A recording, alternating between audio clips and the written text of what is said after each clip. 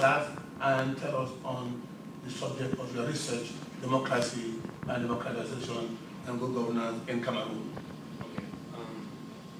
Well, first of all, my name is Okorn, political science major, junior here at the university. The paper that we, for the research that we took place doing was on democracy and democratization in third world countries. We were all selected. We were all given a country. My country was Cameroon, and basically the way that I started my research off, I kind of went into exactly what we learned democracy is, and that is freedom of speech, freedom of religion. Basically, democracy is the right to vote. So let me lead you on. What were the democratic problems that you saw in Cameroon, and what is being done to correct for those problems? All right, some problems that they had in Cameroon is there were there are feminist groups that are fighting for females to have the right to vote, have the right to work. There are a lot of religious battles going on there. Christianity is 71% Christianity. 71% of the citizens in Cameroon are Christian. I believe 20% of them are Muslim. Is the future of democracy bright in Cameroon? Yes, the future of Cameroon is. Thank you very much. Ms. Catherine Williams, you had an experience in this class. What is that experience in this class like, quickly, in terms of the content and the country of your research on democracy was in Uganda? What, along the experience you had here, what were the major democratic problems in Uganda, and what is being done to correct those problems? Quickly, along those lines. I'm Caitlin Williams, mass communications major, political science minor. In this class, I've learned all the different aspects of developing countries and how they're ran in democracy, different, their political developments and everything in the foreign trade that a lot of countries have with the United States. I've learned more about that. And in my research, I had the chance to research Uganda. In Uganda, the president is Museveni. And Museveni was elected in 1988, I believe, or 86, one of those. He is a dictator, and Uganda's only had two dictatorships, which is one previous before Museveni. And the problem is, I feel like it's him. And he is a major problem in Uganda.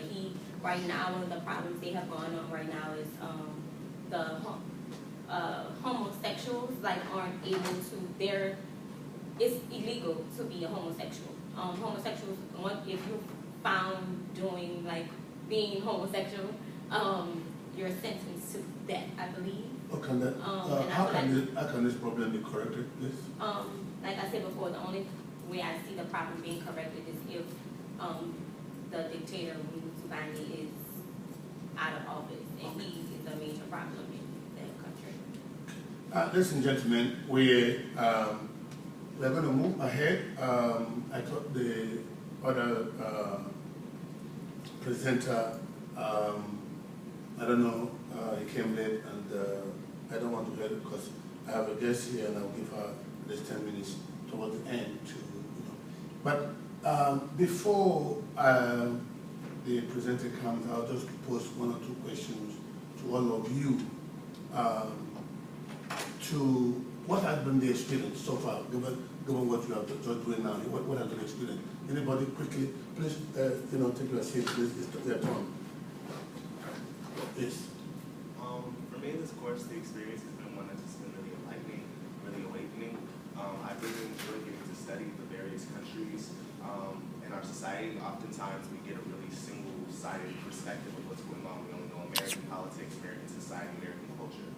But in this course, I've really been able to learn what's going on outside of my own home and learn what's going on in the world around me. And I feel like I'm so much more of a local citizen and that I've really been awakened by this. Thank you very much. The President, we can wait waiting for you. We have the last 3 minutes to deal with this issue. Tell me what you learned in this class and also your topic on democratization in Gambia, the problems of democratization and how can this problem be accomplished. Those 3 things, experience here and the problems of democratization in Gambia and solutions. Introduce yourself. Hello, my name is Peyton Wilkins. I'm from Detroit, Michigan. I'm a senior, graduating, majoring in political science.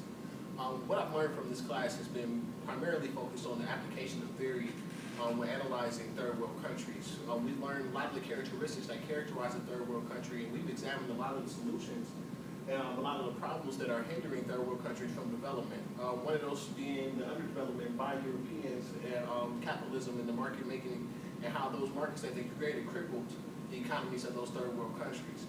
The country I had to do my research on was Gambia.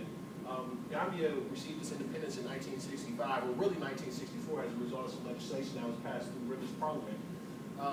Since then, Gambia has went through what I can categorize, or what I think most people would understand it as being some type of political instability. There have been periods where Gambia was a country connected with Senegal called Senegambia, but that only lasted for a few years, and following that deterioration of that partnership, there's been tense relationships between Gambia and Senegal. Most recently, they have shut down the borders between Ghana and Senegal from the fear of Senegal unleashing war or unleashing threats amongst the Gambia. What are the major solutions to Gambian political problems? Well, in the global economy that we're operating in, there needs to be no resistance to globalization. And one of the things that Gambia is doing right now is not really allowing for privatization from foreign entities into the country. If they did allow it, it would allow for development to occur, but it's understandable why they may be hesitant, because once foreign investment is put into a single country, too much of it can actually hinder the locals there who may want to take a part. Thank you very much. Business. Ladies and gentlemen, I want just